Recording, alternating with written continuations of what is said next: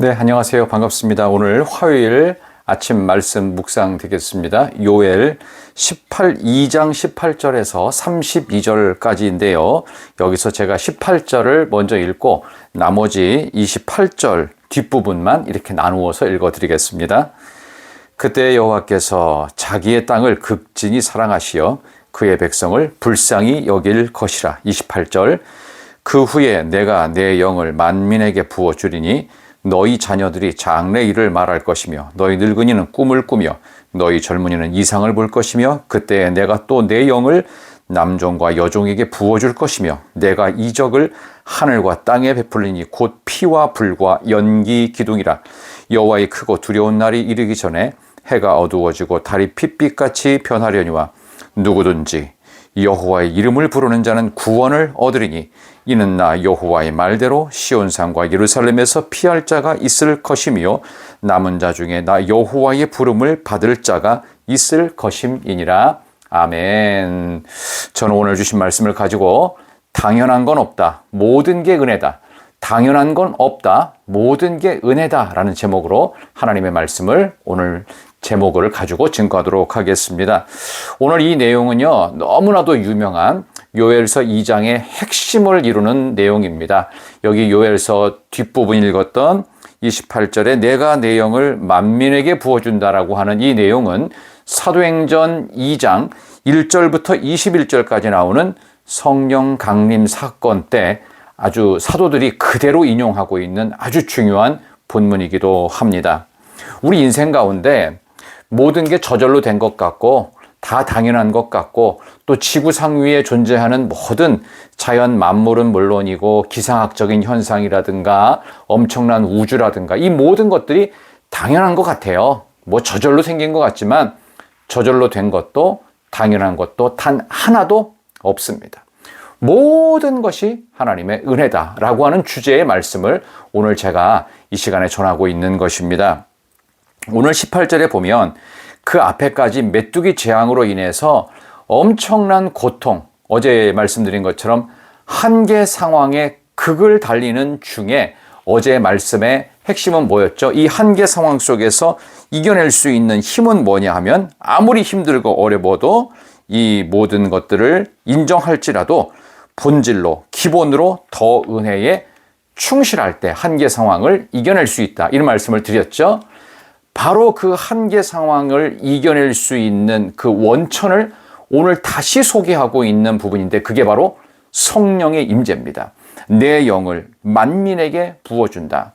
바로 그 앞에 뭐가 나오느냐 하면 구체적으로 이제는 징계에서부터 회복의 역사를 18절에서 27절까지 자세하게 기록합니다. 이 내용은 메뚜기 재앙으로 인해서 어떤 피해가 있었는지를 주님은 다시 복기를 하고 계세요.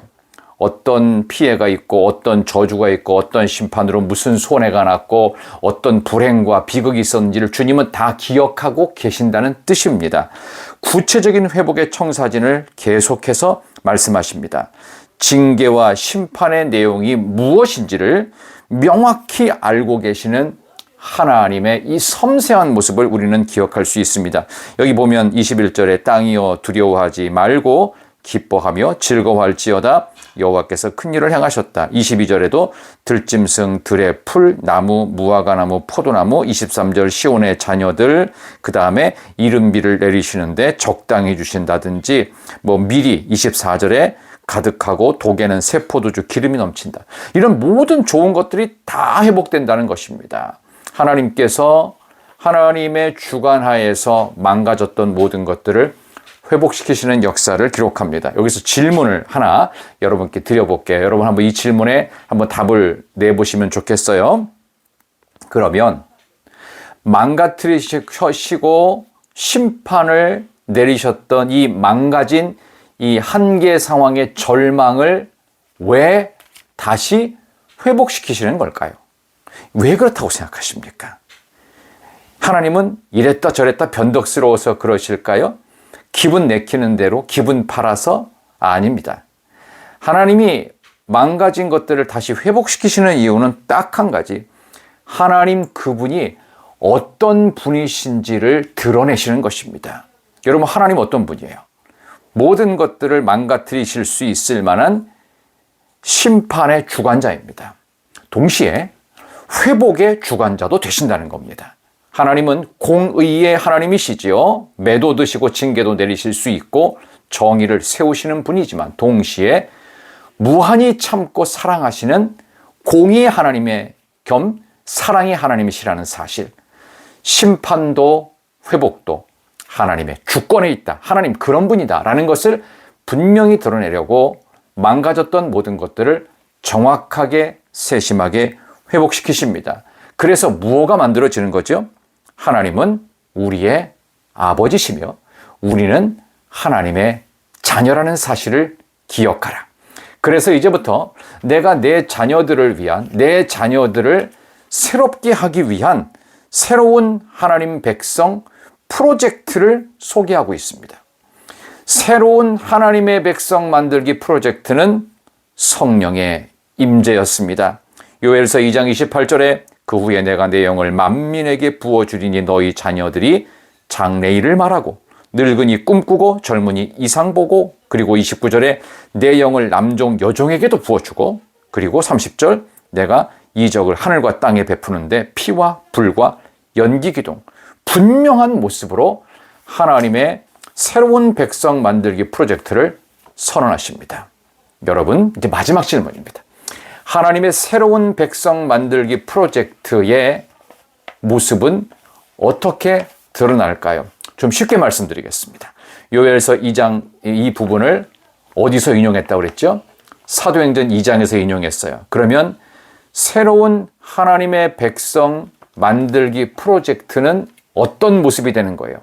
사도행전 2장에 나오는 성령 충만의 사건을 통해 드디어 이 땅 가운데 초대 교회가 등장하는 겁니다.